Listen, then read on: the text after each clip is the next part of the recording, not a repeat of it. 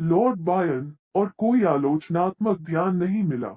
संग्रह में फरवरी 1829 में अपनी पालक मां की मृत्यु के बाद वेस्ट पॉइंट पर जॉन एलर अकादमी के कार्यों से प्रेरित उनकी शुरुआती कविताएं शामिल थीं। उसी वर्ष अकादमी में शामिल होने से पहले पो ने संयुक्त राज्य अमेरिका की सेना में एक नियुक्ति प्राप्त करने में मदद की। अल आराफ तामिलिन और माइनर पोएम्स नामक कविता का दूसरा खंड बाल्टीमोर में हैच एंडनिंग द्वारा प्रकाशित किया गया था। यह उनका पहला व्यावसायिक रूप से प्रकाशित संग्रह था। अगले वर्ष के बाद के भाग में जॉन एलर ने अपने पुनर्विवाह के बाद पो को अस्वीकार कर दिया था। पो ने अकादमी छोड़ने का मन बना लिया और बर्खास्तगी की मांग की। 1831 की शुरुआत में पो को कोर्ट मार्शल किया गया और वेस्ट पॉइंट से निष्कासित कर दिया गया क्योंकि वो कक्षाओं और अभ्यासों से अनुपस्थित था और अपने कर्तव्यों के प्रति लापरवाही थी। उसके बाद वे न्यूयॉर्क शहर चले गए और अप्रैल में एलम ब्लिस के साथ कविताओं के शीर्षक से अपना तीसरा संग्रह प्रकाशित किया।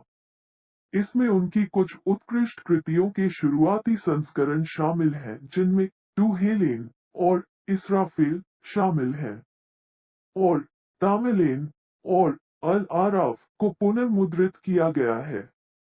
वो वापस बाल्टीमोर चले गए जहां वो हेनरी, उनके चचेरे भाई वर्जीनिया और उनकी दादी के साथ अपनी चाची श्रीमती मारिया क्लेम के घर पर रहे।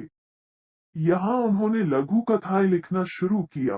मई 1833 में पो ने न्यू इंग्लैंड मैगजीन को अपने टेल्स ऑफ द अरेबेस्क, बाद में tales of the folio club का शीर्षक दिया, की पेशकश की।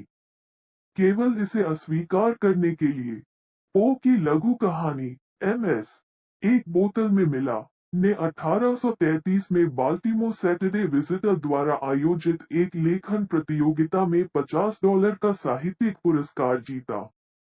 पो की समुद्री कहानियों में से एक, यह साप्ताहिक के 19 अक्टूबर के अंक में प्रकाशित हुई थी।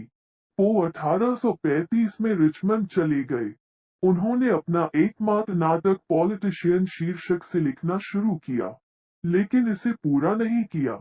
उसी वर्ष अगस्त में एक अमेरिकी उपन्यासकार और राजनीतिज्ञ जॉन पी कैनेडी द्वारा सिफारिश किए जाने के बाद पो ने थॉमस डब्ल्यू वाइट के साथ दक्षिणी साहित्यिक मैसेंजर के सहायक संपादक के रूप में काम करना शुरू किया।